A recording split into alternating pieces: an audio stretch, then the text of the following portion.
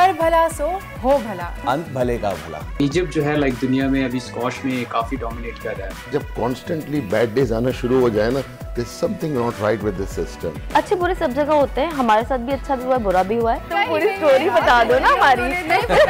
जून, जुलाई और अगस्त में कोई पेज नहीं दी गई।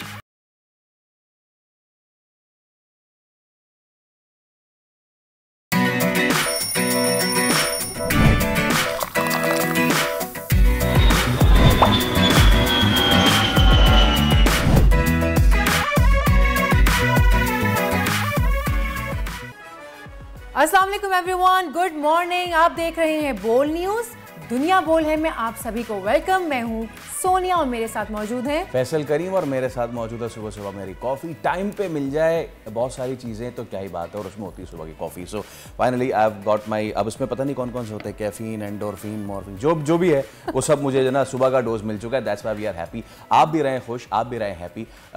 रोज़ाना हम कोई ना कोई दिन ऑब्जर्व कर रहे होते हैं। आज कौन सा दिन है भाई? आज है 5 सितंबर। आज 5 सितंबर दुनिया भर में वर्ल्ड चैरिटी डे मनाया जाता है। आज के दिन को मनाने का मकसद ही अपने माल से दूसरों की मदद को तरगीब देना है। मगर फैसल, क्या मदद करने के लिए पैसों की जरूरत होती है? नहीं, बिल्कुल भी नहीं। इसका जवाब है हरगिज़ नहीं। क्योंकि भाई किसी को अच्छी बात बताना सदका है, किसी एल्डरली को अपनी सवारी पर बैठा लेना या फिर उनको सड़क पार करा देना वो भी सदका है। और रास्ते में सिर्फ लोगों की तकलीफ दूर करने की नीयत से कोई पत्थर, इवन अगर कोई कंकर भी आपको नजर आए उसको भी हटा दें तो वो भी सदका है। सदका एक नेकी है और इसकी जो जज़ा है वो तो सिर्फ रब ही देता है। बिल्कुल ऐसा ही है। वैसे भी आज वर्ल्ड चैरिटी डे है, तो कोशिश कीजिए आगे बढ़े, लोगों की मदद करें, क्योंकि कर भला सो हो भला। सो आज जो है वो यही मैसेज दे रहे हैं हम, अंत भले का भला, राइट। तो प्रोग्राम में बहुत सारी स्टोरीज हैं, उनको शामिल करना है, लेकिन सबसे पहले टॉप स्टोरीज। सरदार अख्तर मेंगल को मनाने की कोशिशें नाकाम, हुकूमत के बाद ऑपोजिशन की भी नहीं मानी। कौमी असम्बली से इस्तीफे पर बजिद, बलोच रहनुमा की पार्लियामेंट में मौजूदगी आखिर इतनी अहम क्यों है, जानने की कोशिश करेंगे। बांग्लादेश के खिलाफ टेस्ट सीरीज में तारीखी शिकस्त की जिम्मेदार बॉलर्स की फिटनेस जो है वो, उसके बारे में हम बात करेंगे। क्या वाकई कौमी बॉलर्स जो हैं फिटनेस के मसाइल से दो चार हैं? क्या खेल खेला जा रहा है कौमी बॉलर्स की तरफ से? और परफॉर्मेंस का जो है वो पोस्टमार्टम आज के प्रोग्राम में किया जाएगा। डायरेक्टर नेहाल आज की नई फिल्म मेरे ख्वाबों के पीछे क्या सिनेमा इंडस्ट्री के ख्वाब को पूरा कर पाएगी, शायकीन को सिनेमा घरों तक खींच लाएगी, फिल्म की कास्ट से जानेंगे। और स्क्वॉश में पाकिस्तान की एक बड़ी कामयाबी, टूर्नामेंट में आज जो है एहसान अयाज ने भारतीय एक अपने हरीफ को हरा दिया है, शिकस्त दी है। स्क्वॉश चैंपियन एहसन जो है वो आज दुनिया बोल है में मेहमान बनेंगे हमारे। वैसे आज इतनी सारी खबरें हैं, स्क्वॉश की है, सेलिब्रिटीज जो हैं वो मूवी से हमारे पास आ रहे हैं, लेकिन जो सबसे बड़ी खबर है वो पॉलिटिक्स के हवाले से है। हाँ, जाहिर सी बात है ना, सबसे बड़ी हमारे मुल्क में सबसे बड़ी खबर हमेशा ही सियासत की होती है। और पाकिस्तान की सियासत कभी आपको बोर नहीं होने देती, कभी डल मोमेंट नहीं होता। अब सिचुएशन ये है कि काफ़ी अरसे से हम स्टेबिलिटी भी देख रहे हैं और उसके पॉलिटिकल स्टेबिलिटी और उसके समरात हम देखते हैं कि वो इकोनॉमिक स्टेबिलिटी में भी हमें नज़र आ रही है। वज़ीर आज़म कल हमने आपको बताया था, ख़ुद भी बड़े खुश हैं और कह रहे हैं कि भाई महंगाई में वाज़ेह कमी हुई है, सिंगल डिजिट में महंगाई आ गई है, आने वाले दिन अच्छे होंगे।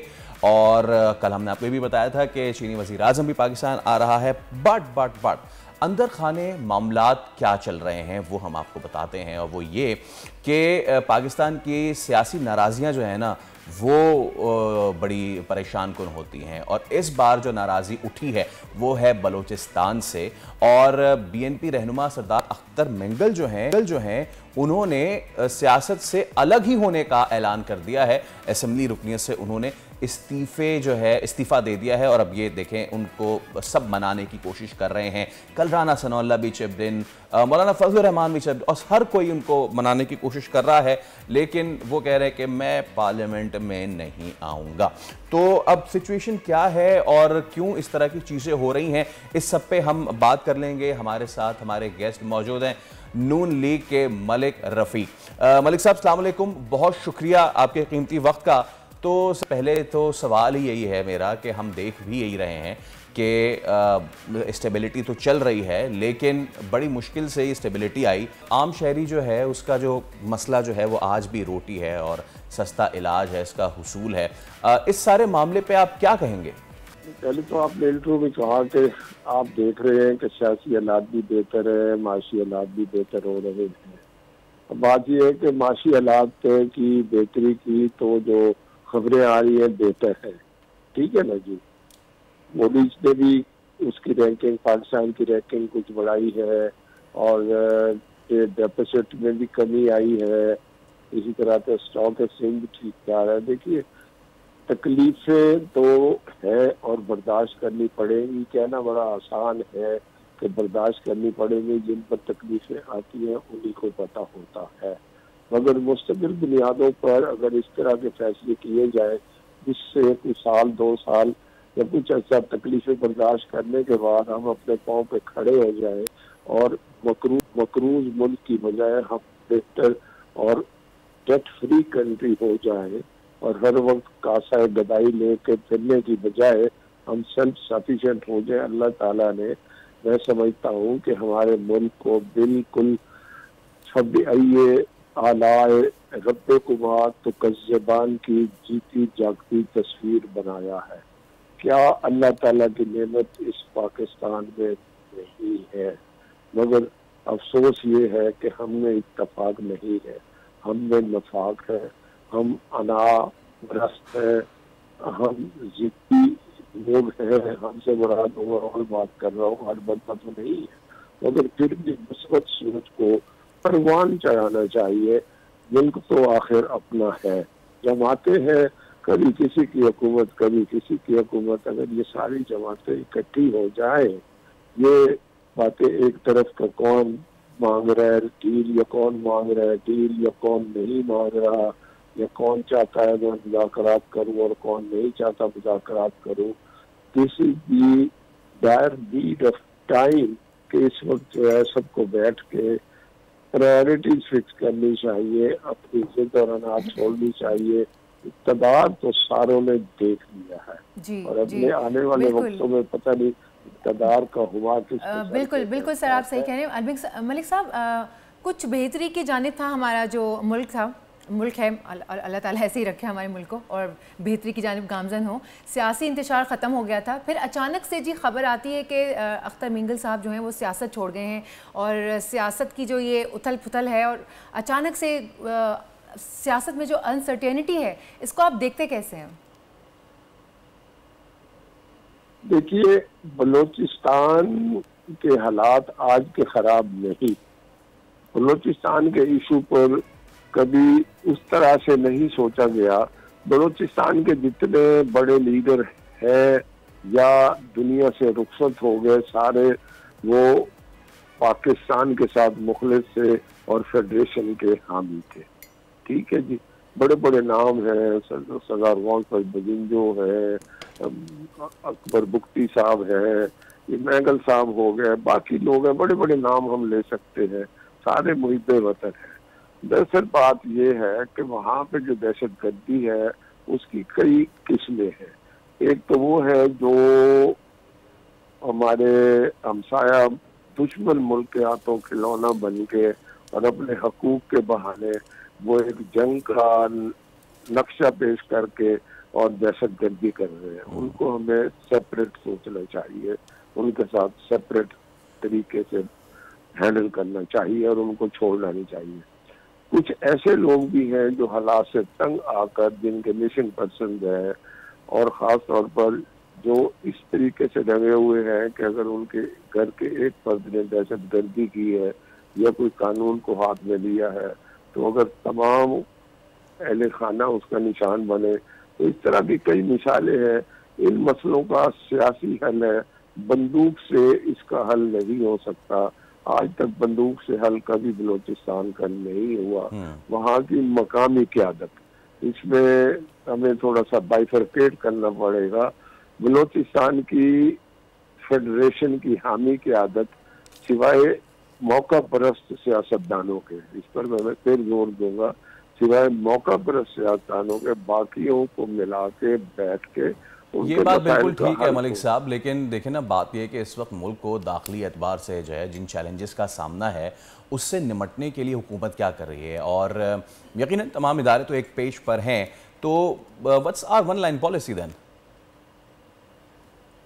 ठीक है, जहाँ तक तो ये रियासती दहशतगर्दी है इसके लिए, और वैसे तो अदरवाइज भी तमाम मामलात में SIFC हो, इकोनॉमिक पॉलिसी, तमाम मामलात में अब तो फौज भी शामिल है, यानी कि चीफ ऑफ आर्मी स्टाफ या समझो के एस्टेब्लिशमेंट, अब उनको ही कहा जाता है आजकल के अखबार में, सारे एक पेज पर है और तमाम फैसले बैठ के सबके सामने और सबकी मुशावरत से होते हैं।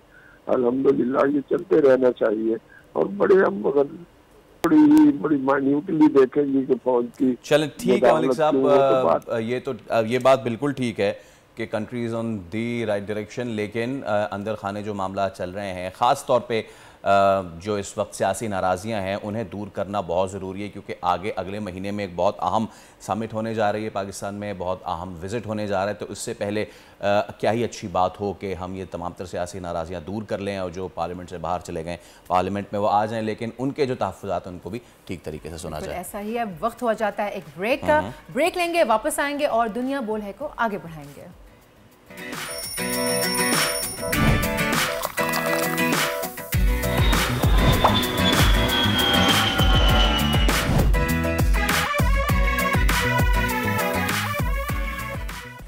एक बार फिर आपको कहेंगे खुशामदीद, दुनिया बोल है और बोल बाला हो रहा है पाकिस्तान के खिलाड़ियों का। क्रिकेट में नहीं, क्रिकेट में तो डब्बा गोल है, लेकिन बोल बाला किसका हो रहा है? हम हमेशा से, बल्कि ऑफ द ब्रेक भी हम ये डिस्कस कर रहे थे कि वाई ओनली क्रिकेट, और मैं ये कह रहा था कि नॉट ओनली क्रिकेट, इस मुल्क में बहुत ज़्यादा टैलेंट है और वो शाइन भी करता है। फिर हमारी ये जिम्मेदारी है कि ऐसे शाइनिंग टैलेंट को आपके सामने लाए जाए।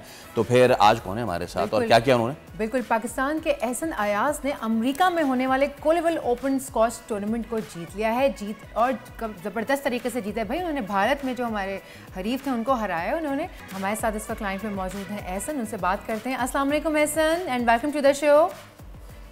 जी वालेकुम अस्सलाम, thank you so much for having me on your show. अच्छा, ये बताइए कि सबसे पहले तो आपके इस कीमती वक्त का शुक्रिया, माशाल्लाह माशाल्लाह आप तो हीरो हो गए। आपने भारतीय हरीफ को जो है वो शिकस्त दी है, क्या जज्बात थे जब आपने उसको हराया है? और जब स्पेशली भारत होता है ना हमारे अगेंस्ट, तो मुझे लगता है जज्बात ज़रा फ़र्क हो जाते हैं। अपने जज्बात का इजहार करें ज़रा, क्या फ़ील किया उस वक्त? नहीं, obviously this was so amazing, और मैं अल्लाह का शुक्र अदा करता हूँ कि माशाल्लाह से ये मेरा एक और इंटरनेशनल टाइटल जो है मैंने अपने नाम किया है। वेल ऑब्वियसली जब मुझे पता लगा कि मेरा फाइनल मैच जो है इंडिया के प्लेयर के साथ आ रहा है, और क्योंकि मेरा पहला सेमीफाइनल था और सेकंड सेमीफाइनल में जो है इंडियन और इजिप्शियन जो है वो आपस में खेल रहे थे, तो by the time when I knew कि हाँ अभी मेरा मैच जो है इंडिया के प्लेयर से है, तो आई नोटिस के मेरे सोशल मीडिया पे बहुत सारे मैसेजेस मुझे आना शुरू हो गए कि भाई जो भी है इस प्लेयर को जीतना है। तो that was more kind of like a mental pressure, but somehow like उस चीज़ को मैंने साइड पे रखा, and we always have to go with the plan, और अल्हम्दुलिल्लाह से like you know I made it. So all right, but opposition is after all opposition. ये बताएं एहसन के पिछले कई सालों से स्क्वॉश में पाकिस्तान एक मेहमत और एक लेजेंडरी किरदार हमारे रहे हैं। मेर बीजान, शेर खान, जहांगीर खान, बड़े बड़े नाम हैं, और अब माशाल्लाह से और मज़ीद नाम सामने आ रहे हैं। तो जब आप जाते हैं इंटरनेशनल कम्पीट करने, पिछले कई सालों से इजिप्ट जो है वो उसकी बहुत ज़्यादा हमने सुना कि भाई उसके बड़े तगड़े प्लेयर्स आ रहे हैं इंटरनेशनली। इस वक्त जो सिनारियो है, कौन से मुल्क के जो प्लेयर्स हैं स्क्वॉश प्लेयर्स वो बहुत तगड़े हैं, जिनको खेलने में मज़ा भी आता है, और जो कहते हैं कि यार ये सामने आ गया ना, बस ये तगड़ा ऑपोजिशन है? जी ऑब्वियसली अभी अगर आप देखते हैं तो टॉप 10 में जो है इजिप्ट के 5 प्लेयर्स हैं रैंकिंग में। टॉप 20 में जो है उनके like almost like you know 12 to 13 players हैं। तो इजिप्ट जो है लाइक दुनिया में अभी स्क्वॉश में काफ़ी डोमिनेट कर रहा है। and it's because के like I mean they have a proper program और उसी program के through जो है वो junior पे application start होती है और senior तक जो है वो जाती है, तो that's one of the reason. तो अच्छी बात है।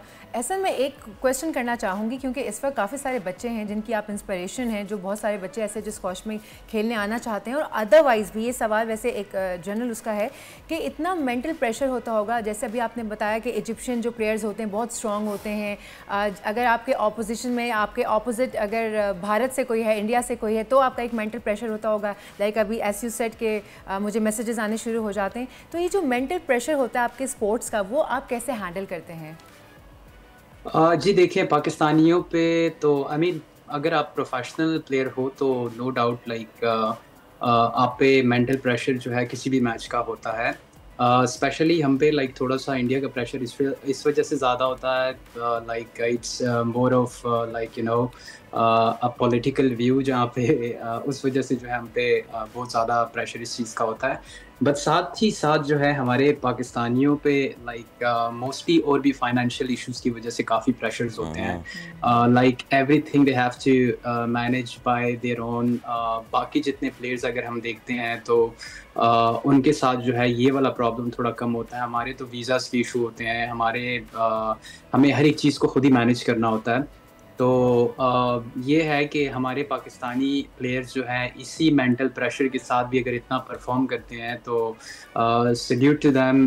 It's not only in squash but लेकिन in every other sports other than cricket. In every other sports other than cricket, exactly. मैं अब आपसे यही पूछना चाह रहा था कि एक तो हमारी फैसिलिटीज़ हैं और you compare, once I interviewed one of the squash players जो कि एक और इंडियन हरीफ को हरा के आया था, वो नेम है, लेकिन ऑफ द रिकॉर्ड मैंने उनसे पूछा कि जी आपके स्पॉन्सर में उनके स्पॉन्सर में क्या फ़र्क है, तो आसमान ज़मीन का फ़र्क था। उनका जो स्वेट बैंड से लेके उनकी बैडमिंटन की grip, not the whole apparatus but just the grip, it was all sponsored.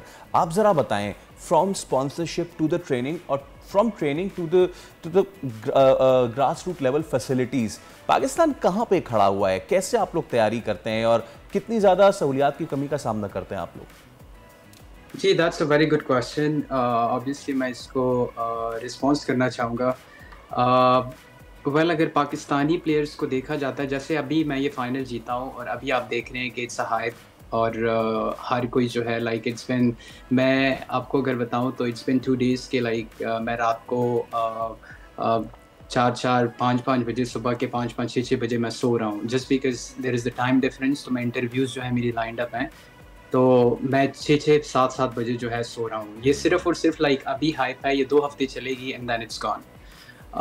तो द थिंग इज़ कि मैं जिन इंटरनेशनल प्लेयर्स के साथ खेलता हूँ, मैंने प्रीवियसली भी जो है ये मेंशन किया है कि they go through a proper program, जहाँ पे अभी ये जो मेरा इंटरनेशनल लाइक ओपोनेंट था इंडिया का, जितने भी इंटरनेशनल प्लेयर के साथ मैं खेल रहा था, they were all sponsored. उनकी शर्ट पे डिफरेंट लाइक शोल्डर पे they have logos, they have logos on the chest, they have logos on the back. लेकिन हमें हर एक चीज़ सेल्फ फाइनेंस पे कर रहे हैं। It's just because there is no policy, क्योंकि एथलीट्स के लिए प्रॉपर पॉलिसी होनी चाहिए। सही है, दिस इज़ अंडरस्टैंडेबल कि हर एक एथलीट को आप स्पॉन्सर नहीं कर सकते हैं, बट अगर एथलीट एक सर्टेन लेवल पे पहुंचता है तो फिर उसके बाद आई थिंक उसको फैसिलिटेट करना चाहिए। अभी पाकिस्तान में अगर देखा जाता है, हम गिने चुने 7-8 इंटरनेशनल प्लेयर्स हैं स्क्वॉश के। बाकी भी स्पोर्ट्स में अगर देखा जाता है तो उसमें भी 4-5 जो हैं बिल्कुल वही जाके मेडल्स लेके आते हैं। तो एटलीस्ट कम से कम जो क्रीम है डिफरेंट स्पोर्ट्स की, एटलीस्ट इनको तो फैसिलिटेट किया जाए ताकि ये मेंटली बिल्कुल लाइक विदाउट प्रेशर जाके खेलें। तो that's how they are gonna bring, like Arshad Nadeem अभी जो है एक गोल्ड मेडल लेके आया है। यकीन करें बहुत सारे गोल्ड मेडल्स हमारे ओलंपिक्स बहुत सारे आ सकते हैं, न सिर्फ ओलंपिक्स में बल्कि वर्ल्ड लेवल। लेकिन एहसन आपका बहुत शुक्रिया, we wish you best of luck और उम्मीद करते हैं कि हम इसी तरीके से नए टैलेंट को सामने लाते रहेंगे, उनका टैलेंट भी आपके सामने लाएंगे, उनकी शिकायत भी हुक्काम भारत तक पहुंचाने की कोशिश करेंगे। बिल्कुल ऐसा ही है। वक्त हो जाता है एक ब्रेक का, ब्रेक लेंगे, ब्रेक के बाद वापस आएंगे और फिर देखेंगे प्रोग्राम में और क्या क्या है। Let's take a break.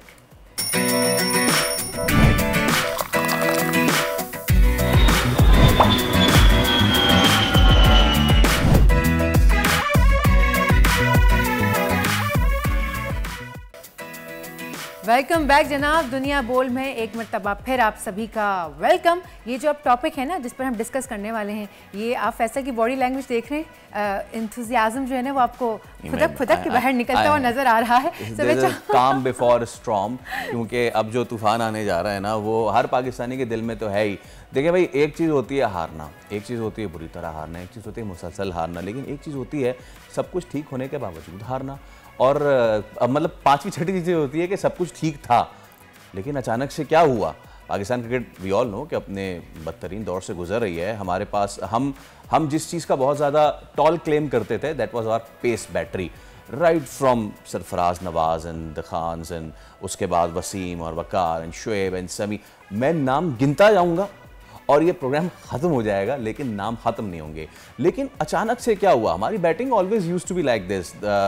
90s में 250 कर लिए, अगली टीम को 170 पे फारिग कर दिया, अगर 170 कर लिए अगली टीम को 150 पे फारिग कर लिया। लेकिन अब हो क्या रहा है हमारे साथ, आज इस स्पेसिफिकली इस इशू पे बात करने के लिए मौजूद है डॉक्टर सैयद इमरान अली शाह साहब, ऑर्थो सर्जन हैं आप। सर अस्सलाम वालेकुम, सबसे पहले thank you so much for your time. और ये हमने टॉपिक इसलिए आज सेलेक्ट किया क्योंकि आप खुद भी you are keenly interested in this and all, you played as well. क्या हुआ है, एक तरफ वो पेस, शाहीन शाह अफरीदी की वर्ल्ड कप में इन स्विंग, एलेक्स हेज़ का बोल्ड करना, नसीम शाह का आउट स्विंग और बटलर का समझ में ना आना कि कर क्या रहे हैं। वन फाइन डे ये सारी पेस बैटरी कहाँ चली गई? 150, 140, 45 करने वाले 129 पे कैसे आ गए? What's wrong?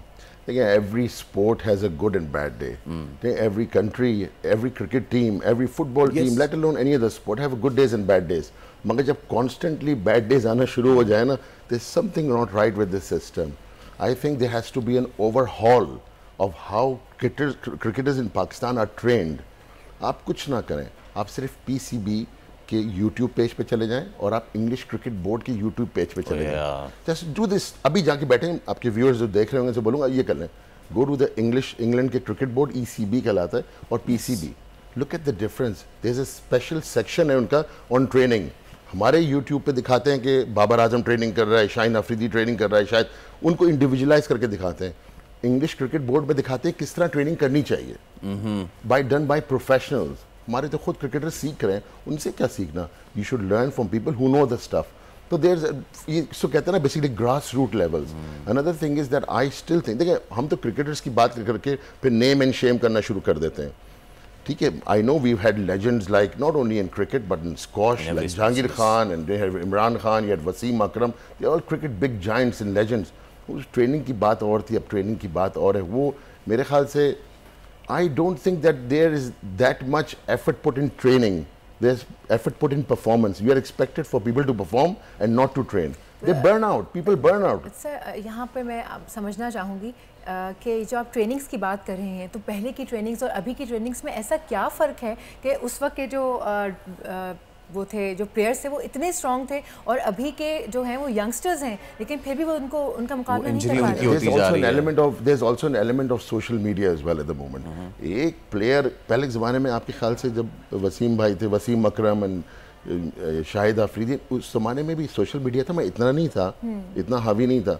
अब तो ज़रा कोई ख़राब ओवर कर दे तो बस उसकी क्या, you know, he gets so demoralized, वो नेक्स्ट टाइम उठ नहीं पाता। I think that's a big factor as well, that's playing the psychology of it. लेकिन डॉक्टर साहब, अब एक बात ये भी है ना कि हम ये देख रहे हैं 1 ओवर 2 ओवर ख़राब होना देखें, वो तो हम जब उन ज़माने में घर में भी ना, हमारे अब्बा और जो चचा थे वो उस वक्त जो है वो बैशिंग करना शुरू करते थे। अगर सोशल मीडिया नहीं था तो ये वाले थे, वो शुरू हो जाती थी। देखिए, कुछ चीज़ें तो दिल पे नहीं लेनी चाहिए ना, हम प्रोफेशनल प्लेयर्स हैं, they are trained for it. हाँ, लेकिन अब सवाल ये बन रहा है कि अभी हाल ही में, और वी ऑल नो के एक बार बॉलर अगर इंजरी प्रोन हो जाए, उसका कमबैक करना बड़ा मुश्किल है, until and unless you are Shoaib Akhtar और समथिंग लाइक दैट, जो अपनी मतलब कि दे सर्व द नेशन। अब मैं नाम लेना शुरू करूं, शाहीन वर्ल्ड कप में इंजर हुए और उसके बाद से उनका पेस ड्रॉप हो गया। नसीम शाह मतलब कि उन पे तो लीग पे लीग खेलते रहे, उनका कंधा उतार दिया और उन्होंने एक बहुत बड़ा टूर्नामेंट मिस कर दिया। Same goes for Haris Rauf, same goes for Ehsanullah, जो कि अब पता नहीं कहाँ हैं, he came up big with the promise.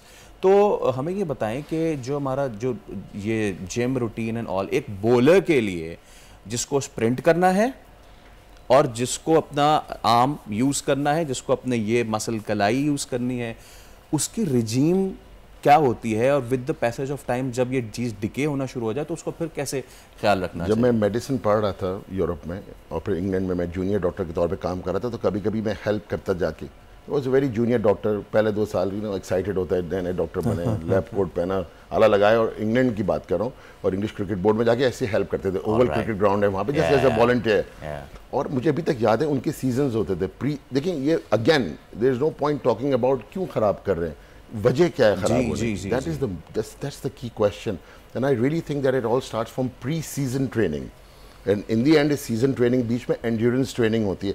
इनको हल्के शुरू में जैसे कहते हैं ना हिट, एक जो होता है ना high intensity interval training, it all starts with that, फिर मसल बिल्डिंग होती है, फिर आखिर में बिफोर द सीजन इन लोगों को बिल्कुल ठंडा हो जाना चाहिए, they should only work on their fitness recovery. I mean it's not expose, it's not on the PCB website, या it's not on the PCB के यूट्यूब चैनल पे नहीं है कि वो किस तरह, I can't comment on that, but I think there is a fundamental flaw in the way they are trained.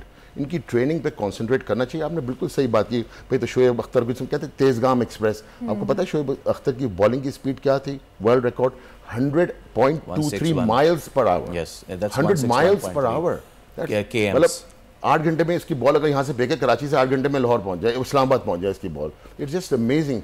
वो हमारे पास, I understand that there is something missing, and I think कि बाहर के ट्रेनर्स और फिजियोथेरेपिस्ट को employ करने से अच्छा है use the people, use Wasim Akram, use Shoaib Akhtar, use Moin Khan, use people like that, जो लोगों को फिर एडवाइस दे सके भाई why what they were doing was something correct ना, अभी क्यों गड़बड़ होना शुरू हो। और डॉक्टर साहब एक चीज़ और कि हम हमेशा से ये टॉल क्लेम लेते थे कि इधर है पेस बैटरी, यहाँ पर है, लेकिन एक केस स्टडी भी है, हमसे पहले ये क्राउन वेस्ट इंडीज़ के बॉलर्स के पास था, बिल्कुल सही। हमने देखा कि वहाँ पे ये चीज़ डिक्लाइन हुई, द एंडी रॉबर्ट्सन, वो सारे ठीक है ना, माइकल होल्डिंग, फिर पाकिस्तान के पास आई।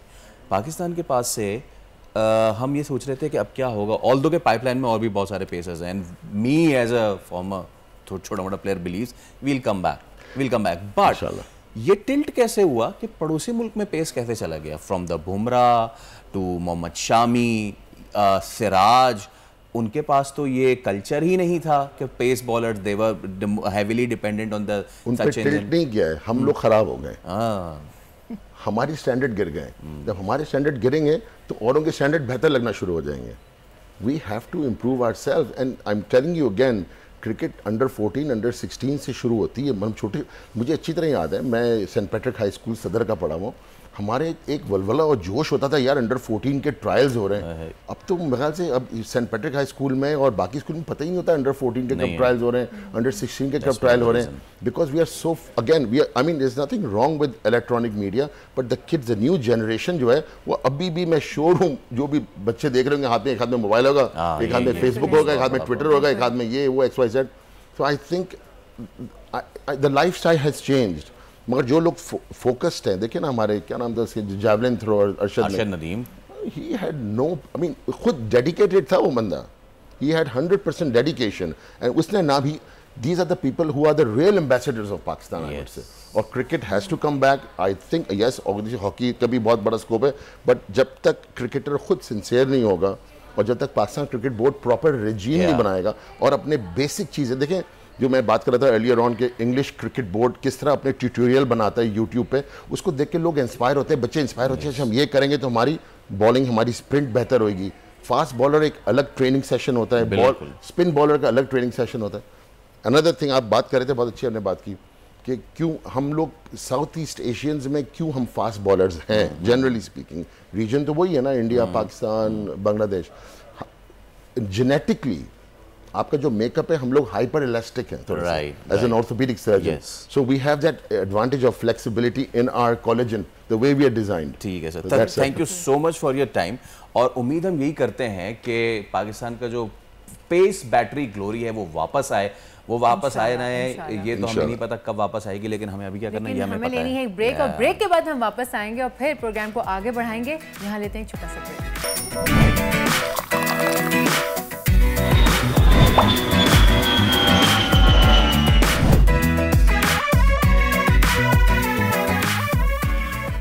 हमारी ड्रामा इंडस्ट्री उसका तो कोई भी मुकाबला नहीं है। When it comes to cinema, when it comes to short films, दुनिया ने एक नया मोड़ ले लिया है और वो नया मोड़ है डिजिटल मीडिया, सोशल मीडिया। अब बहुत, और इवन के हमारे आसपास के जो मुल्क हैं वो जिस तरह की स्टोरीज ला रहे हैं, क्या वक्त आ गया है कि अब उसको compete करने के लिए हम भी अपनी स्टोरीज़ जो हैं उनको बयान करना शुरू करें, जो हमारी कहानी है, हमारे घर की, हमारे माशरे की कहानी है। तो इसी तरह की एक कहानी है और नेहा लाज जो हैं वो इस कहानी को सामने लेकर आ रही हैं, ज़बरदस्त हिदायतकारा हैं। तो नेहा लाज हमारे साथ मौजूद हैं और ये जो आपने टीज़र देखा है ख्वाबों के पीछे, तो नेहा लाज साहिबा आज पीछे नहीं, आज आप आगे आगे हम आपको ले आए हैं, वेलकम करते हैं आपको।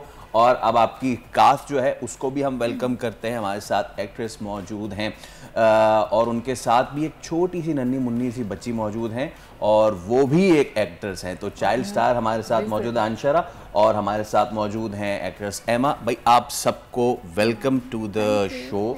और आप सब कैसे हैं? ठीक ठाक हैं, खैरियत से हैं? अब मैं ये तो कह नहीं सकता कि लेडीज़ फर्स्ट, क्योंकि सारी लेडीज़ हैं, तो मुझ मजलूम को छोड़ के मैं अब हैंड ओवर करता हूँ मिस सोनिया को। मिस सोनिया, आप इसका आगाज़ करें इस सेगमेंट का प्लीज़। आगाज़ तो आपने भरपूर तरीके से कर ही दिया है और हम आपको एक मरतबा फिर वेलकम करते हैं और आपकी मूवी के लिए मुबारकबाद। और मुझे अभी पता चला कि भाई बैक टू बैक जो है वो 2 मूवीज़ बनाई हैं नेहा साहिबा ने, एक नहीं। ये तो अभी ट्रेलर जिसका आपने देखा है ये तो हो ही रही है रिलीज़, 25 दिसंबर को भी एक और आ रही है। तो माशाल्लाह भाई बैक टू बैक जो है वो पंच मारी। क्रिकेट टीम तो कुछ कर नहीं सकी, तो नेहा साहिबा ने जो है वो कर दिखाया कुछ। थोड़ा सा मूवी के बारे में बताइए प्लीज़। एक तो thank you so much and सलाम, सबको सलाम। ये मेरी शॉर्ट फिल्म है। इसके अलावा इस फ्राइडे को भी मेरी एक शॉर्ट फिल्म है जिसमें शमून है, हिना अशफाक हैं, रिजवान अली जाफरी हैं। आप टोटल नंबर बता दें एक साथ कितनी आ रही है? शॉर्ट फिल्म है इस वक्त 6 तो मैं अभी दुबई में करके आई हूँ जो रिलीज़ नहीं है, एडिट पर है। 2 फ्यूचर फिल्म आ रही हैं, एक कबीर है जो 25 दिसंबर को रिलीज़ है और उसकी बहुत बड़ी कास्ट है माशाल्लाह, और एक फिल्म मैंने की है दुबई में, मुझे फेम चाहिए, वो भी एडिट पर है। इसी साल आपको दोनों फिल्में सिनेमा पर मिलेंगी देखने को इंशाल्लाह। अच्छा, अब हाँ ये वाली जो ये कब आ रही है? इसकी कहानी ये क्या है? ये तो जरा बताएं यार। ये आ रही है तो वो तो हमें पता है, मुझे ये भी पता है कि आप पूरी कहानी तो जाहिर सी बातें बताएंगी नहीं, लेकिन इससे जुड़े जज्बात और इसकी छोटी मोटी चीज़ें अगर आप हमसे शेयर करना चाहें। ये अच्छा, ये थोड़ा सा हॉरर भी है। हाँ, तो और थोड़ा सा डिफरेंट। मैं वैसे हॉरर मैं करती नहीं हूँ, बट ये स्टोरी मुझे बहुत ही अच्छी लगी थी तो मैंने इसको किया। इसमें मदिया हैं जो सलमान की वाइफ का कैरेक्टर प्ले कर रही हैं, ईमान जो है वो सलमान की गर्लफ्रेंड है, अंशरा जो है वो सलमान साहब की साहबजादी हैं। तो वो दिखाया कि किस तरीके से बंदे फ्लर्ट करते हैं जो नॉर्मली होते हैं। हस्बे तौफीक 50% बंदे फ्लर्ट करते हैं। बहुत हस्बे जायका नमक डालना इसमें थोड़ा सा। हस्बे तौफीक 90% मर्द जो फ्लर्ट करते हैं। 90% भी हो गया, बहुत जल्दी 110 पे चला जाएगा, बेफिक्र हो जाएगा। और तो उस हिसाब से है कि भाई बीवी भी है और उसकी गर्लफ्रेंड्स भी हैं, मगर टिपिकल स्टोरी नहीं है। स्टोरी जब आप देखेंगे तो उसकी यूनिक जो है वो आपको नजर आएगी कि फिल्म छोड़ के शॉर्ट फिल्म करने का मुझे क्यों इंटरेस्ट हुआ और मैंने क्यों की। अच्छा, तो ये शॉर्ट फिल्म है? ये शॉर्ट फिल्म है जी, 30 मिनट्स की। 30% शॉर्ट, 30 मिनट्स की, 30 मिनट्स की, आधे घंटे की, आधे घंटे की। अच्छा फैसल, इनका नाम आपने क्या बताया था? अंशरा। अंशरा, बड़ा यूनिक नाम है, इसका मतलब जरा बताइए आप अंशरा का। अंशरा का मतलब होता है खुशियों का दरवाजा। खुशियों का दरवाजा, अच्छा खूबसूरत यानी नाम है। Open the gate of happiness में। तो अंशरा से हमने नाम का मतलब तो पूछ लिया, उससे पहले मैं ज़रूर एमा से पूछना चाहूँगा ईमान, कैसा रहा आपका एक्सपीरियंस और इसमें आप क्या किरदार अदा कर रही हैं ये मुझे बताएं, उसके बाद फिर ज़रा हम अंदर की खबर लेते हैं पूरी कास्ट की और शूट की। बिल्कुल, आप ज़रूर खबर लें और नेहा से तो बिल्कुल ज़्यादा लें, बहुत ही अच्छी डायरेक्टर हैं और इनके साथ काम करके मुझे बिल्कुल भी ऐसा नहीं लगा कि मैं किसी डायरेक्टर के साथ काम कर रही हूँ। और इस तारीफ के हमने पैसे नहीं दिए हैं। नहीं, अच्छा ये ना सारे आप नईमा आपा हैं, उनकी तो मैं आपसे लाजमी बात करूंगा, उनकी तो वो तो बहुत स्वीट है। और जब ना हम लोग शूट कर रहे थे तो उस दिन बारिश बहुत थी, तो जैसे ही हमने छत पे सेट लगाया, अभी वो आधा भी सीन नहीं हुआ तो वो उनका डायलॉग है, वो कहती हैं कि निकाह और एकदम बारिश होती थी, वो भी बारिश में। कभी मैं आपको BTS भेजूंगी। तो वो बहुत ही कोई क्लासी है और आप यकीन नहीं करेंगे कि उसकी वजह से वो लाइट्स में पानी चला गया, काफ़ी डिले हुआ वो शूट, और वो बेचारी, मैं बार बार जाके उनको एक्सक्यूज़ करी क्योंकि मुझे अच्छा नहीं लग रहा था। अब जो उनका सेट था वो सारा बाहर था, और जब फिर हमने सारे इंडोर शूट किया और उनको वेट करना पड़ा। हाँ ईमान, तो आप प्लीज़ आप बता रहे थे। तो बस मैं ये बता रही थी कि काम करना बहुत अच्छा लगा नेहा के साथ, बिल्कुल भी फील नहीं हुआ कि ये डायरेक्टर हैं, बहुत ही नाइस रहती हैं सेट पे, बहुत ही कोऑपरेटिव रहती हैं आर्टिस्टों के साथ और बहुत ही अच्छे तरीके से समझाती हैं और मूड ख़राब नहीं होने देती, आपको मूड में रखती हैं, ठीक है। कोई ऐसी बात नहीं करती सेट पे जिससे आर्टिस्ट हर्ट हो या उसका मूड ख़राब हो, नहीं बिल्कुल भी नहीं, बहुत ही पोलाइटली काम चल रहा होता है। अच्छा, वैसे ईमान आपकी पहली मूवी है जो आ रही है, इससे पहले आप ड्रामों में या कहीं मूवीज़ में काम कर चुकी हैं? पहला एक्सपीरियंस है या पहला एक्सपीरियंस नहीं है, मैंने पहले शूट किया है। मैंने काफ़ी होस्टिंग के शो किए हैं आपकी तरह, और उसके अलावा मैंने टैलेंट टॉक शो किया, काफ़ी सारे नाम नहीं लूँगी मैं। नहीं, मूवी कभी पहले की है या पहली शॉर्ट फिल्म पहले मैंने की थी एंजलिन मलिक के साथ। अच्छा। उसमें उसकी भी एक अलग कहानी थी, मगर ये कहानी बड़ी डिफरेंट थी। एक लड़की जो है वो घर से भाग के एक लड़के के पीछे आ जाती है जो कि होता ही नहीं है, और बस ये लड़का ही नहीं कर सकती थी। अरे यार तुम पूरी स्टोरी बता दो ना हमारी। नाजरीन यही बता दो, देखने को हमारी दो ना। एग्जैक्टली, चलो हमने नहीं बस इसको यहीं तक रखें। इसका मतलब हम बहुत अच्छे होस्ट हैं कि हमने उगलवा लिया यार, ये अभी ये पक्की नहीं हुई है ना। चलें नहीं, थोड़ा सा बताया, लेकिन अब बस बाकी जो है वो नेहा बताएगी। मैं एक्चुअली बता नहीं सकती, मेरे मुंह से निकल जाएगा। कोई कुछ ना बताए, खुदा खैर करे। हम जरा गेट ऑफ हैप्पीनेस की तरफ चलते हैं। हाँ भाई अंशरा, आप बताइए आपका क्या कैरेक्टर है इस मूवी में और कैसी रही आपकी शूट? मेरा एक्सपीरियंस बहुत अच्छा रहा था वहाँ पर, एंड मैंने जो रोल प्ले करा था वो उनकी बेटी का करा था, एंड मुझे लाइक वहाँ पे मैं बहुत ज़्यादा कंफर्टेबल थी। ऐसा नहीं लगा कि मैं बहुत अनकंफर्टेबल हूँ वहाँ पे, लाइक मैं बहुत खुश थी एक्चुअली। आपका ये पहला शूट था? पहली बार काम किया है आपने? ऐसे पहले कर चुकी हैं? मैं एक ड्रामे में पहले भी काम कर चुकी हूँ, रियासत में, एंड ये मेरा सेकंड था। तो एंजॉय किया आपने यहाँ पे सेट पे? अच्छा, कोई ऐसी शरारत बताइए जो किसी ने भी की हो, चाहे इन्होंने या आपने या किसी ने भी? ज़्यादा थी। कौन सी शरारत थी? सबसे मज़ेदार सी बात। मैंने यूजुअली मैं ना लाइक अंदर बैठी हुई थी, मैं अपने सीन्स के लिए बाहर आ रही थी, तो मुझे इतना ज़्यादा पता नहीं कि बाहर क्या हो रहा था। आप बताइए कोई शरारत जो कोई किसी ने की हो सेट पे जो एंजॉय की हो सबने। क्योंकि आपने बताया ये हॉरर मूवी है, राइट? थोड़ा सा इसमें हॉरर का तड़का भी आपने डाला है, तो कुछ ना कुछ ऐसा आपने किया होगा, सबको कुछ डराया हो और समथिंग, कोई प्रैंक किया हो। एक सीन में ना ईमान अटक गई थी और ये उस तरह से परफॉर्म नहीं कर रही थी ना, तो मैं खैर डांटती नहीं, क्योंकि मुझे लगता है कि आर्टिस्ट का मूड खराब हो जाएगा, फिर आप उसे परफॉर्म नहीं करा सकते। तो मैंने जाके ना डीओपी को बोला, जब मैं एक्शन बोलूँ ना तो तुम जोर से चीख देना ताकि मैं डर जाऊं। बहुत जोर से चीखना ताकि ये डर जाए ना। ये वो डर नहीं रही थी, हम इसको डरा के थक गए, ना ये रो रही और ना ये एक्सप्रेशन निकाल रही। तो एंड में फिर भी वो इतनी जोर से एसोसिएट और वो इतनी जोर से चीखे, फिर भी ये नहीं डरी। फिर मैंने कहा हम सारे मिलके चीखते, मतलब आधे से ज्यादा सेट डर गया, मगर ईमान डरने का नाम ही नहीं ले रही थी कि वो एक्सप्रेशन आए। खैर बड़ी मुश्किल से इसको डराया हमने, हर तरह की कोशिश करके, फिर डर गई। अच्छा, अब क्योंकि दो तो हीरे हमारे साथ मौजूद हैं, इसके अलावा सलमान सईद भी इसमें मौजूद हैं।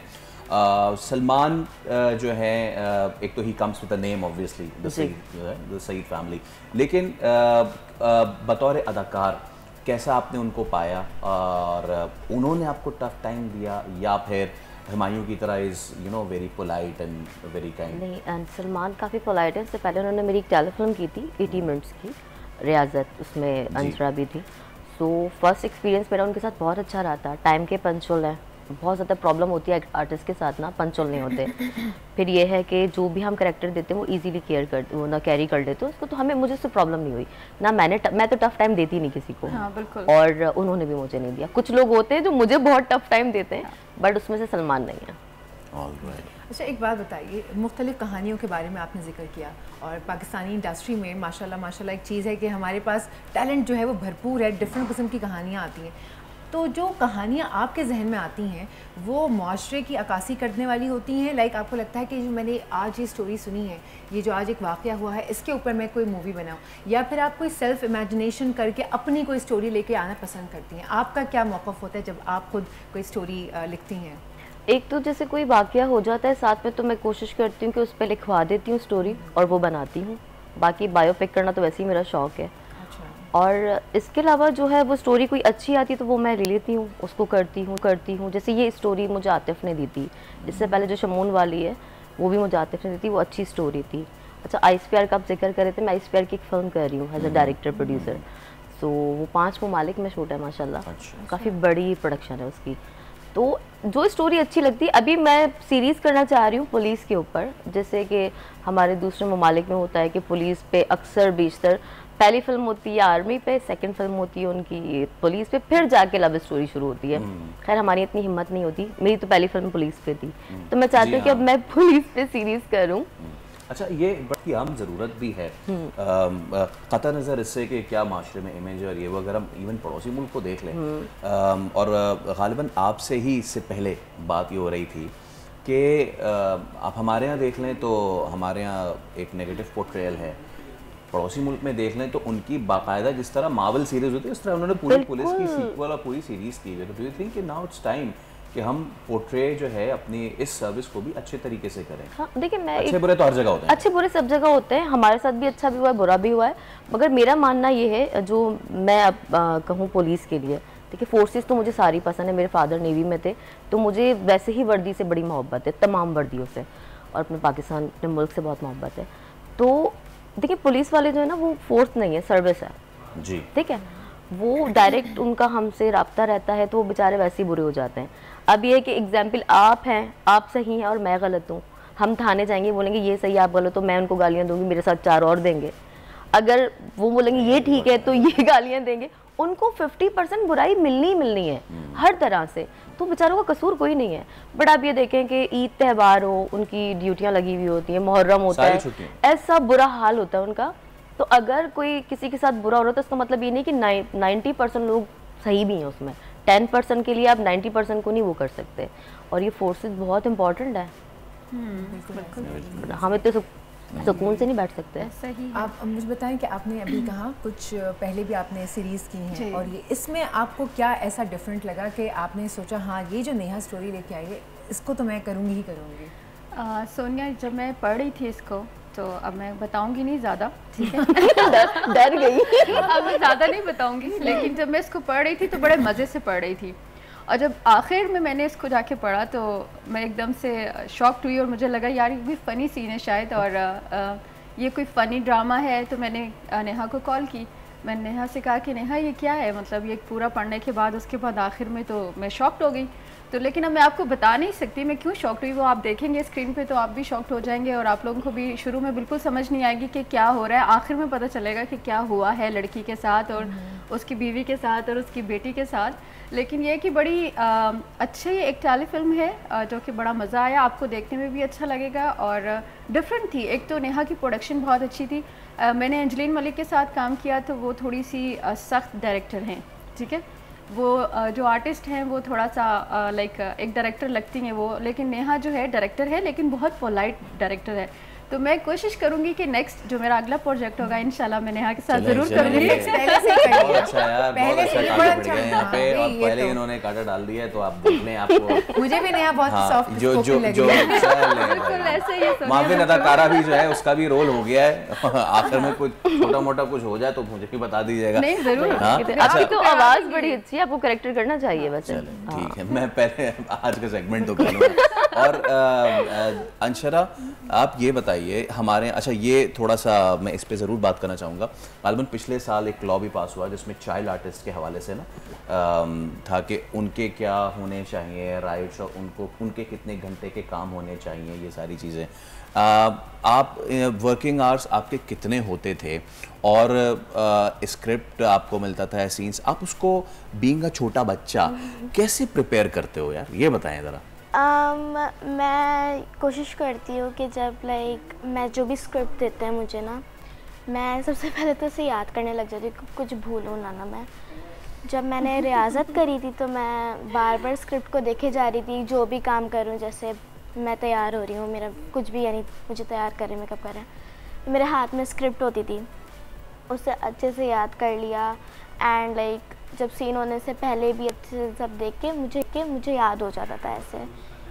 एंड वर्किंग आवर्स जो होते हैं आई थिंक 5 आवर्स तो होते हैं, उस पर लग जाता है। मैं इससे सप्लीमेंट्री क्वेश्चन मेरा ये भी है, आप कौन सी हैं? मैं 6th में हूँ। आप 6th में पढ़ती हैं? जी। 6th में पढ़ती भी हैं, एक्टिंग भी करती हैं, तो पढ़ाई और ये मैनेज हो जाती है या फिर कोई डांट टपट होती है घर पे? नहीं, मेरी पढ़ाई मैनेज हो जाती है। मैं अपने ऑफ कोर्स स्टडीज़ पे फोकस करती हूँ ज़्यादा, एक्टिंग पे तो ज़्यादा नहीं करती जितना स्टडीज़ पे करती हूँ, वो ज़्यादा इम्पोर्टेंट है। सो मेरा मैनेज हो जाता है। आपको शौक था या एक कोई ऑफर आ गई तो पेरेंट्स ने कहा लेते हैं, या खुद से शौक था? मुझे शौक था एक्चुअली। जी। अच्छा, ये मत कहिएगा बचपन से, आपका बचपन ही चल रहा है अभी फिलहाल। इसलिए शौक था। ये मेरी भांजी है, बहन की बेटी है, तो ये पहले तो मैंने इसको म्यूट कैरेक्टर कराया था चौधरी में। रियाजत में माशाल्लाह इसके बहुत ठीक ठाक टॉकी सीन थे, तो मैं थोड़ा डरी भी थी, मगर से बहुत अच्छा परफॉर्म अच्छा, ये बताएं कि आपने इनको इसलिए लिया कि ये नीस है आपकी, पैसे बचाने के लिए, कि किसी और चाइल्ड आर्टिस्ट को लेंगे वो पैसे मांगेगा, चलो इसी घर की बच्ची को ले लेते हैं, इसको 2-4 बार आइसक्रीम खिला दूंगी तो फिर मान जाएगी। मैं वैसे ही बिल्कुल मेरी बेटियों की तरह है। सीन ये है कि अंशरा परफॉर्मर बहुत अच्छी है, बहुत ही अच्छी। मतलब आप ये आर्टिस्ट देखेंगे ना तो उनसे अगर कंपेयर करेंगे तो अंशरा बहुत बहुत बेहतरीन। ये नहीं कि मेरी भांजी है, आप इसकी परफॉर्मेंस देख के आप बोलेंगे कि बहुत अच्छी है। वो तो हम 13th को देखेंगे ना, परफॉर्मेंस जब रिलीज होगी इंशाल्लाह। एक और भी इसकी आई है ना, रियाजत टेलीफिल्म, वो देखिए, तो उसकी परफॉर्मर बहुत अच्छी है। हालांकि घर में और भी बच्चे हैं, पर यही होती है मेरे साथ, क्योंकि इसमें टैलेंट है। अगर कोई बंदे को सीखने का हो, मैं 90% मेरी फिल्म में तकरीबन कोई ना कोई 1 से 2 किरदार ऐसे होते हैं जिनका डेब्यू होता है, नए लोग होते हैं, मैं चांस लास्ट में देती हूँ, लाजमी। आगे देखिए उनकी मेहनत है, उनका नसीब है, ठीक है। अगर मैं किसी का वसीला बन सकती हूँ तो मैं कोशिश करती हूँ कि बन जाऊँ, तो उसमें मैं, क्योंकि ये टैलेंटेड है तो मैं उसको ले लेती हूँ। अच्छा नेहा, एक चीज़ मैं ज़रूर ये ऑलरेडी अब बात जो है वो बड़े पर्दे से निकल के OTT प्लेटफॉर्म्स पे जा चुकी है, और पहले वेस्ट का एक बहुत बड़ा इन्फ्लुएंस था ऑन द OTT, ना चाहते हुए भी हमें जिक्र करना पड़ता है अबाउट द पड़ोसी मुल्क। और अब उनकी स्टोरीज जो है ना, वो जिस तरीके से अपनी ज़मीन से जुड़ी कहानियाँ, अब तो गांव, अगर पंजाब है तो पंजाब में मनुष्यात की पूरी स्टोरी को उन्होंने कर दिया, बिहार है तो बिहार में क्राइम पे उन्होंने पूरा कर दिया। मैं कम्पीट तो करने की बात नहीं कर रहा, क्योंकि हमारी अपनी कहानी है और हमारी अपनी लिमिटेड वसाइल हैं और अपने मसाइल भी हैं, मसाइल ज़्यादा हैं। हाँ, ये मैं आपसे ज़रूर जानना चाहूँगा इस शूट में आपको क्या क्या मसाइल हुए जनरली, और वैसे अब बात करें तो कितना टाइम लगेगा वहाँ तक पहुँचने में, अगर हम चाहें पहुँचना? देखिए टाइम मुझे नहीं लगता कि कम टाइम लगेगा, बहुत ज़्यादा लग जाएगा। एक तो हम जो स्टोरीज़ चाहते हैं ना करना, वैसे सब लोग नहीं, कुछ चंद मखसूस लोग हैं जो इस तरह की स्टोरीज़ पे काम करना चाहते हैं, जो होनी चाहिए। व्यूवर देखना चाहता है मगर हम बनाते नहीं हैं।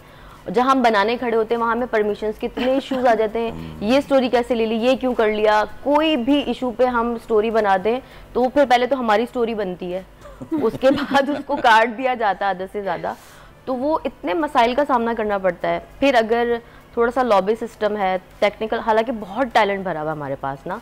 अभी अगर आप ये देखेंगे स्टोरी हमारी, तो इसके फ्रेम्स बहुत अच्छे हैं। सिर्फ एक फ़ोन का शॉट लेने के लिए इतनी लाइट की थी हमने, कोई 1-1.5 घंटा, कि आप उसकी शॉट से फ़ोन के शॉट देखें, उसमें कोई आर्टिस्ट नहीं है, मगर हमने अपनी पूरी मेहनत की है।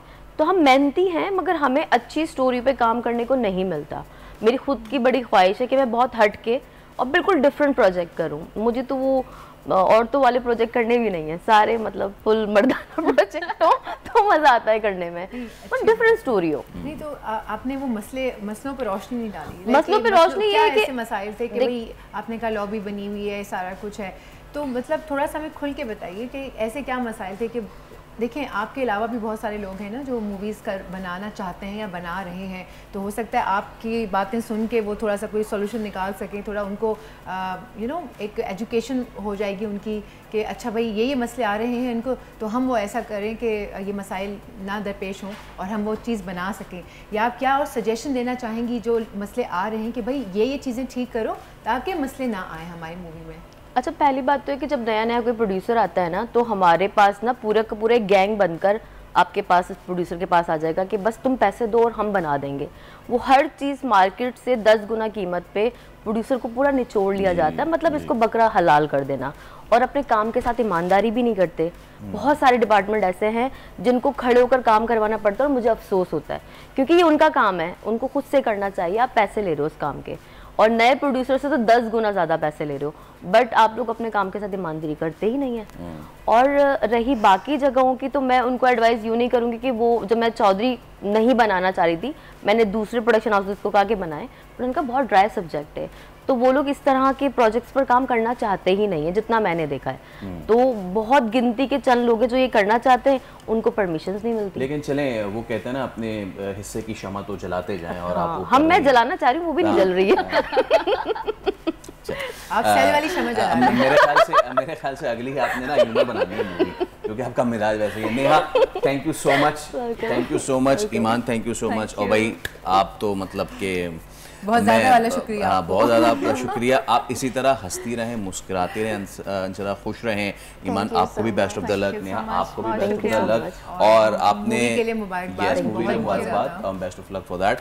हम बात कर ही रहे हैं अभी मूवीज़ की एंड ऑल, तो हम कैसे अपने लेजेंड्स को भूल सकते हैं। पाकिस्तान के लेजेंडरी अदाकार कह लीजिए, सदाकार कह लीजिए, उनके फेशियल एक्सप्रेशंस, उनकी आवाज़, सब ज़बरदस्त। मैं बात कर रहा हूँ आबिद अली की। 5 बरस उनको बीत चुके हैं इस दार फ़ानी से कूच किए। शानदार परफॉर्मेंस से जो किरदारों में हकीकत का रंग भरते थे, मुमताज़ अदाकार, उन्हें प्राइड ऑफ परफॉर्मेंस समेत मुतादिद अवार्ड से नवाजा गया। बिल्कुल, आबिद अली अपनी जानदार अदाकारी की बदौलत अपने तमाम मद्दाहों के दिलों में जो है ना वो घर कर चुके हैं और आज भी जिंदा हैं। वो जो ड्रामा था ना दश्त, वो आज भी जहनों में मैं भी वही बात कहने वाली थी कि क्या अदाकारी थी भाई, गजब की अदाकारी थी। लेकिन अब ब्रेक का वक्त हो जाता है, लेते हैं छोटी सी ब्रेक के बाद वापस आएंगे और देखेंगे प्रोग्राम में अभी बाकी क्या बचा।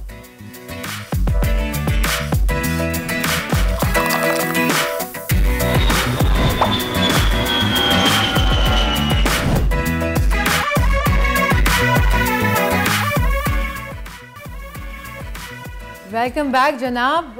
अभी कुछ दिन पहले फैसल मैंने इंस्टाग्राम के ऊपर एक शेयर की थी वीडियो, और हमारे बोल के भी इंस्टाग्राम पे वो वीडियो शेयर की गई थी, जिसमें मैंने कहा कि अगर आपके पास कोई मोटिवेशनल स्टोरी है, कोई केस है, कुछ आप बताना चाहते हैं, हमारे प्लेटफॉर्म से आप कुछ कहना चाहते हैं, तो आप हमें अपनी कहानी तो फिर क्या आपके पास रब्ता करें। तो मेरे इंस्टाग्राम पे जो है ना एक स्टोरी आई, और उसके ऊपर हमने उन्हें कॉन्टैक्ट किया, और वो स्टोरी है कि पंजाब के शहर सरगोदा में डॉक्टर्स ने जो है वो काफ़ी दिनों से एहतजाज किया हुआ है, स्ट्राइक की हुई है। पंजाब के शहर सरगोदा के THQ हॉस्पिटल की एफिलिएशन का मसला जो है वो दरपेश है।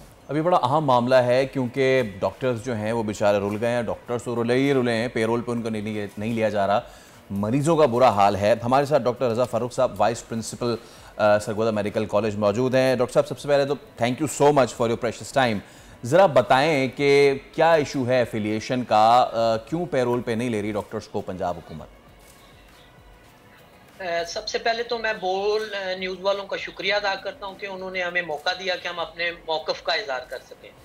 अच्छा, इस सिलसिले में मैं आपको एक चीज़ बयान करता चलूं कि ये हड़ताल जो भी सिलसिला चल रहा है, ये सीनियर डॉक्टर्स का है।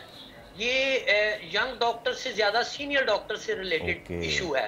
और तकरीबन 2006 से ये कॉलेज यूनिवर्सिटी ऑफ सरगोदा के पास था। 2022 में साबका गवर्नमेंट ने, PTI गवर्नमेंट ने इसको कैबिनेट के जरिए पंजाब गवर्नमेंट में ले लिया। अब उस वक्त ये फैसला किया गया कि इस कॉलेज में जो रेगुलर टीचर्स हजरात हैं, जो प्रोफेसर हैं, associate professor, assistant professor, lecturer, उनको पंजाब गवर्नमेंट में रेगुलर एडजस्ट किया जाएगा। उसके लिए एक कमेटी बनाई गई। कमेटी ने 2.5 साल में तकरीबन 10 से ज़्यादा इजलास किए, और उसके बाद ये फैसला किया कि तमाम जो टीचर्स हैं, जो सीनियर टीचर्स हैं, जो ग्रेड 21 में, ग्रेड 20 में, 19 में और 18 में काम कर रहे हैं, उनको पंजाब गवर्नमेंट में रेगुलर एडजस्ट किया जाएगा। Sir sorry to cut you off here, आप थोड़ा सा अगर पीछे हो जाएंगे तो आपकी स्क्रीन पर, हमारी विंडो पे आपकी स्क्रीन पूरी नहीं है जी। अब परफेक्ट है, आप प्लीज कंटिन्यू। तो इस सिलसिले में फिर गवर्नमेंट ऑफ पंजाब ने जो ग्रीवियस कमेटी, शिकायत की कमेटी बनाई थी, उसने बहुत से इजलास किए हैं, और उनकी सिफारिशात पे ये डिसाइड किया गया कि तमाम जो रेगुलर फैकल्टी जो यूनिवर्सिटी ऑफ सरगोदा ने इंडक्ट की थी 2006 से, उनको पंजाब गवर्नमेंट में एडजस्ट किया जाएगा। लेकिन अनफॉर्चुनेटली गवर्नमेंट इजलास पे इजलास होने के बावजूद भी अपनी उन सिफारिशात पे अमल दरामद नहीं करवा सकती। तो सर डॉक्टर्स के मुतालबात हैं क्या सर? जी, उसमें हमारा मुतालबा ये है कि अगर गवर्नमेंट के सर्विस रूल हमें पंजाब गवर्नमेंट में एडजस्ट नहीं कर सकते उस रूल्स के तहत, तो हमारा कॉलेज जिस तरह पहले 16 साल चलता रहा है यूनिवर्सिटी ऑफ सरगोदा के अंडर, तो उसको वैसे ही जैसे कैबिनेट ने डिसाइड किया, पिछली कैबिनेट ने पीटीआई गवर्नमेंट में ये डिसीजन हुआ था, तो ये गैर दानिशमंदाना फैसले की वजह से हमारी जॉब्स का स्टेटस वाजिया नहीं हो रहा। हमारी 3 महीने से जून, जुलाई और अगस्त से हमें कोई पेज नहीं दी गई। हम मुसलसल काम कर रहे हैं। हमारा मसला ये है कि हमें पेज, इस मसले की वजह से पूरे 2.5 साल में बार बार हमें पेज इंटरप्शन करके मिलती हैं, प्रॉपर नहीं मिलती। अभी इस वक्त 3 महीने से हमें कोई पेज नहीं दी गई। तो हमारा मुतालबा यह है कि इस कॉलेज को वापस, जिस तरह पहले 16 साल यूनिवर्सिटी ऑफ सरगोदा इसको चलाती रही है, उसी तरह इसका स्टेटस बहाल किया जाए, ताकि हमारी जो जॉब की सिक्योरिटी है, हम लोग टीचर हजरात हैं, हमारे साथ एमबीबीएस के स्टूडेंट्स को हमने पढ़ाना होता है, हमने पोस्ट ग्रेजुएट जो स्पेशलाइजेशन होते हैं उनको पढ़ाना होता है, हमने हॉस्पिटल में काम करना होता है, हमने मेडिकल कॉलेज में काम करना होता है। तो हम सबका इशू तो जरूर है, लेकिन हमारे साथ जो एमबीबीएस के स्टूडेंट्स हैं उनकी भी तदरीसी सरगर्मियां रुकने की वजह से उनका बहुत हर्ज हो रहा है। हम बहुत इस मामले में कोशिश कर रहे हैं कि इस मसले का गवर्नमेंट नोटिस ले और इसका कोई रीजनेबल हल निकाले, ताकि बच्चों की पढ़ाई का सिलसिला शुरू हो और मरीजों की देखभाल का सिलसिला दोबारा से। ये जो आपने बात की कि गवर्नमेंट इसका नोटिस ले, कोई अभी तक गवर्नमेंट ने नोटिस लिया है? आपसे बात हुई है? कोई, आपने बताया कमेटी पे कमेटी बनती रही, कोई ऐसी कमेटी जो आपके पास आई, उन्होंने कहा कि जी आपके क्या मुतालबा थे? Because at the end of the day student suffer करता है, मरीज सफर करता है, तो कोई बातचीत हुई है, कोई मुज़ाकरात हुए हैं? नहीं सर, 20 दिन हो गए हैं, हम मुसलसल यही रिक्वेस्ट कर रहे हैं। सेक्रेटरी हेल्थ से हमने रिक्वेस्ट की है, हमने मिनिस्टर हेल्थ ख्वाजा सलमान रफीक साहब से रिक्वेस्ट की है, हमने अपने इलाके के ऑनरेबल पॉलिटिशियंस हैं उनसे ये रिक्वेस्ट किया कि ये हॉस्पिटल और मेडिकल कॉलेज का जो ये मसला है, इसके लिए एटलीस्ट हमारे साथ मुज़ाकरात करें, हमारी बात को सुने। लेकिन अनफॉर्चुनेटली जो कमेटीज बनाई जाती हैं उसमें हमारा रिप्रेजेंटेटिव ही नहीं मौजूद। हमारे फैसले, हमारी किस्मत के फैसले वो कमेटीज करती हैं जो कि डायरेक्टली इस मसले से रिलेटेड ही नहीं है, और हमें उन कमेटीज में कभी भी एक दफा भी हमें उन कमेटीज में बुलाया नहीं गया कि हम उस कमेटी में शामिल होके अपना मौकफ तो बयान कर सके। हम सीनियर टीचर्स हैं, तो हम यही रिक्वेस्ट कर रहे हैं वजीर आला पंजाब मैडम मरियम नवाज साहिबा से भी यही रिक्वेस्ट है कि वो भी इस मसले में आए, और हमारे ये टीचर्स का जो मसला है जिसकी वजह से स्टूडेंट्स और मरीज अफेक्ट कर रहे हैं, हम खुद बहुत शर्मिंदा है कि हमें एक ऐसा नापसंदीदा फेल करना पड़ रहा है। प्रोटेस्ट जो है वो स्ट्राइक की शक्ल में करना कोई अच्छा काम नहीं है। हम चाहते हैं कि हमारे स्टूडेंट्स का जो नुकसान हो रहा है, मरीजों का जो नुकसान हो रहा है, हम हमारे मसले का हल निकालें, ताकि हम जल्द अज जल्द अपने काम पे आए, और साथ साथ हमारी पेस का भी हम मसला हल करें। 3 महीने से हम बगैर पे के काम कर रहे हैं। अच्छा, तो ये चीजें जब तक हमारा मेन मसला हल नहीं होगा, ना हमारी पेस का मसला हल होगा, और ना ये स्टूडेंट्स और जो हमारे स्पेशलाइज्ड बच्चे हैं इनका मसला हल होगा। जब हम बात करते हैं कि डॉक्टर्स को हुकूमत पे रोल पे नहीं ले रही, इसका मतलब क्या सिर्फ ये है कि तनख्वाहें नहीं मिल रही, या फिर इसका और क्या क्या इसके रिपरकशंस होते हैं? आपकी जाहिर सी बात है जो एमबीबीएस पढ़ रहा है बच्चा, उसकी कोई डिग्री के भी मसले लाक हो जाएंगे फिर तो। जी बिल्कुल, उनकी चूंकि 20 दिन से तदरीसी एक्टिविटीज बंद है, medical college, total Sargodha medical college बंद है, तो उनकी अटेंडेंस के इश्यूज बहुत ज्यादा आएंगे। उनके मॉड्यूलर एग्जामिनेशंस हैं वो पोस्टपोन करने पड़े हैं। हम गवर्नमेंट से यही बार बार रिक्वेस्ट कर रहे हैं कि इस मसले को हंगामी बुनियादों पे हल करें, लेकिन गवर्नमेंट अनफॉर्चुनेटली अभी तक कोई भी कंक्रीट सॉल्यूशन इस मसले का नहीं निकाल सकी। सर, तो मैं एक सवाल पूछना चाहूंगी कि अभी तक क्या कोई एक भी नुमाइंदा हुकूमत की तरफ से आपके पास नहीं आया है? कोई तो आया होगा, किसी ने आपसे इंटरेक्ट किया होगा। हमारी अथॉरिटी जो हमारे पास काम कर रहे हैं वो हमारे प्रिंसिपल साहब हैं। प्रिंसिपल साहब से हमने मुतअद्दिद दफा ये रिक्वेस्ट की है कि आप काइंडली हायर ऑफिशियल से राब्ता करके हमारे इस मसले का हल निकालें। इसके अलावा हमारे पास सेक्रेटरी हेल्थ से या मिनिस्ट्रीज जो हेल्थ है, मिनिस्टर हेल्थ है, उस ऑफिस से या किसी भी हायर ऑफिशियल से एक दफा भी राब्ता नहीं। डॉक्टर साहब, आखिर में मुख्तसरन ये बता दीजिएगा कि कितने असातिज़ा और कितने स्टूडेंट्स हैं जो इस वक्त सरापा एहतजाज हैं? सर इसमें जो टोटल अफेक्टेड हैं वो 300 से 400 के करीब मुलाजमीन हैं। उसमें कुछ टीचर हजरात हैं और कुछ हमारा लोअर स्टाफ है जिसमें मुख्तलिफ तरह के क्लरिकल स्टाफ आ जाता है। हमारे पास 500 स्टूडेंट्स MBBS के जो दाखिल हैं जिनकी पढ़ाई बिल्कुल 20 दिन से बंद है। हमारे पास स्पेशलाइजेशन के MBBS के बाद जो स्टूडेंट आते हैं वो भी तकरीबन 500 के करीब हैं। और हमारा जो हॉस्पिटल अटैच है doctor Faisal Masood teaching hospital है, उसका नाम चेंज किया गया, पहले वो सिविल हॉस्पिटल था, DHQ टीचिंग हॉस्पिटल था, उसमें भी हम लोग काम करते हैं। वहाँ तकरीबन डेली के 1000 के करीब पेशेंट्स आते हैं OPDs में, वो भी अफेक्ट हो रहे हैं। तो ये सिर्फ टीचर्स की मसले की वजह से, सिर्फ टीचर्स के मसले पे टीचर्स एंड द स्टूडेंट्स और मरीज सारे ही परेशान है। ठीक है, बहुत शुक्रिया डॉक्टर रजा फारूक साहब, आप हमारे साथ थे और अपने तमाम तर मसाइल से आपने आगाह किया। उम्मीद हम यही करते हैं कि ये आवाज़ जो है मुकाम बाला तक पहुँचा पाएंगे, सेक्रेटरी हेल्थ तक, कम्युनिटी तक पहुँचा पाएंगे, ताकि जो स्टूडेंट्स हैं, जो टीचर्स जिनको पे नहीं मिल रही, जिनका फ्यूचर एट स्टेक है, और जो मरीज है जो रुल रहे हैं, वो ना रुलें और ये मसला अफाम और तफहीम से हल हो जाए। ही है। और अब हमारा प्रोग्राम ख़त्म होने का वक्त आ गया है, लेकिन हम कल फिर आएंगे आपके पास सुबह 9 बजे और हमारे साथ आप जुड़ेंगे और फिर प्रोग्राम का सिलसिला दोबारा बढ़ाएंगे। अभी हमारा बिल्कुल ही टाइम ख़त्म हो गया है और स्ट्रेट अवे हमें इजाज़त दीजिए। अल्लाह हाफ़िज़।